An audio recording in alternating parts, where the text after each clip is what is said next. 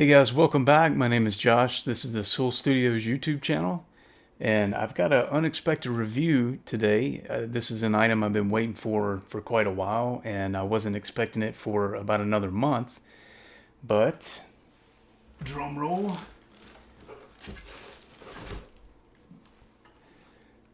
I've got a Black Lion Audio Bluey that just came today. Haven't hooked it up yet, but I just wanted to shoot this first to point out that this thing is heavy. And what I've found with gear over the years is that usually the heavier the better. So it feels like it's built really solid out of good stuff, because usually the cheap stuff is light. So we're off to a good start here. I'm going to get this thing in the rack, run some different tracks to it. Really, what piqued my interest about this unit, other than obviously Chris Lord-Alge's endorsement, is that I really like the Waves CLA plugin series, and particularly the Bluey in that it just sounded different than every other 1176 plugin or Rev A Blue Stripe clone that I had ever used.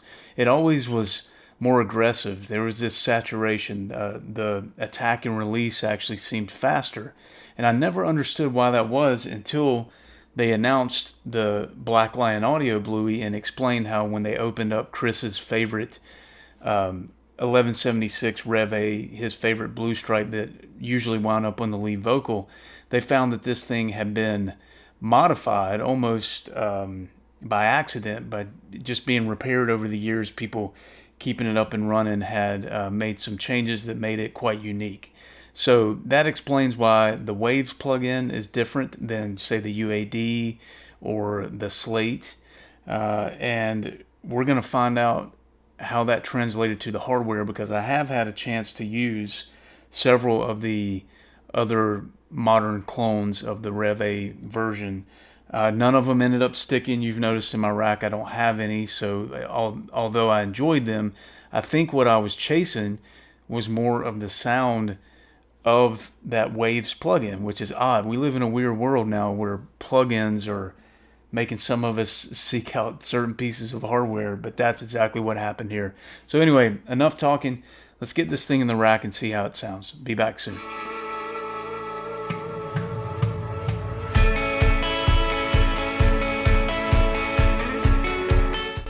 Okay guys, got the Bluey in the rack back here. And there's, again, no bypass on this as with the Audioscape Opto compressor, but they do have a wet-dry blend. So what I'm going to do is start out at 0%, which is completely dry, and then you'll see me as quickly as I can dial the knob over to 100% wet, and I'll put some text overlay on the video to kind of give you a visual to help you follow along to the changes that are being made. What I'm going to do is actually use the Waves CLA plugin to grab Chris's presets, because obviously nobody would know this unit better than he would. So the way that he set up his presets in the Waves CLA compressor bundle, I'm going to take those settings for attack and release, ratio, and apply those according to the instrument. So let's give these samples a listen and see what you think. Don't let go of my hand, don't move a thing. Wanna stay like this forever, what you say? We can laugh and we can kiss, stay in bed for 30 days, if that's what you wish. And I hope it is. And I hope it is.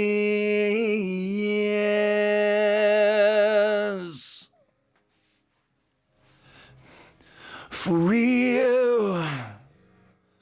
Oh, for real.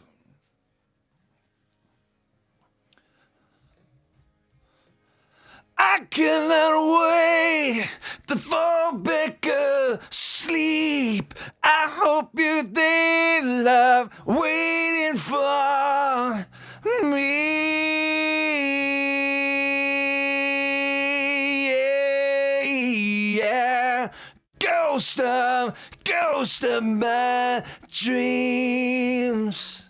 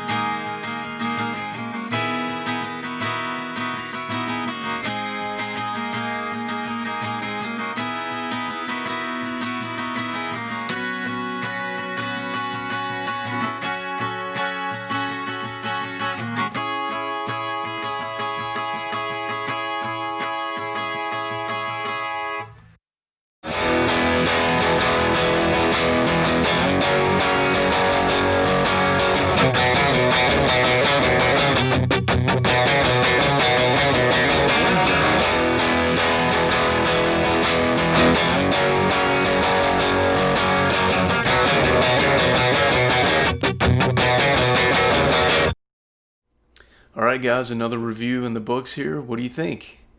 Pretty interesting. I never want to really say too much to influence you one way or another, but I would like to say that this is a really colorful compressor, and I mean that in the best of ways. That's not a negative at all.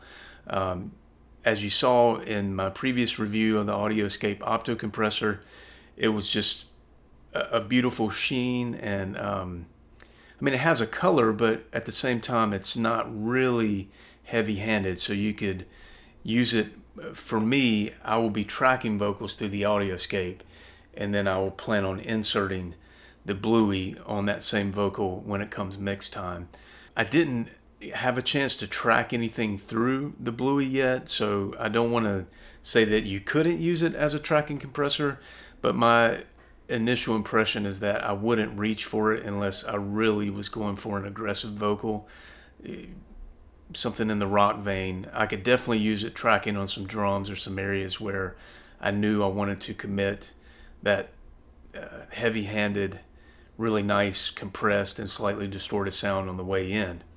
So my favorite thing about this compressor is the speed, which I mentioned before. I noticed in the plugin before, it's just a little faster, a little more aggressive than most, or really any other 1176 hardware or plugin emulation that I've had the pleasure of using. It also breaks up in a really nice way. You could hear on the all buttons in section when I put it on the mono drum room mic. I mean, it sounded like a compressor and a Culture Vulture or Decapitator or something. I mean, it was just such a nice saturation there. The other thing is that even if you're compressing, 2 or 3 dB on this, the color is already there.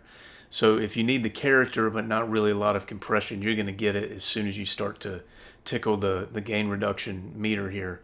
So final thoughts, if you really need something with character, if you love that CLA vocal sound that he's used successfully for decades now, which is something that I do love, and I'm very impressed with this unit, so I look forward to applying it. I think this is great, and for the price, I mean, you just can't beat it.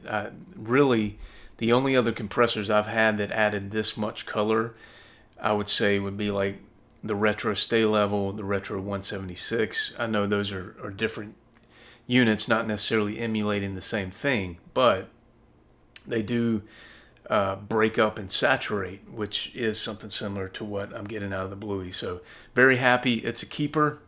Can't wait to use it even more.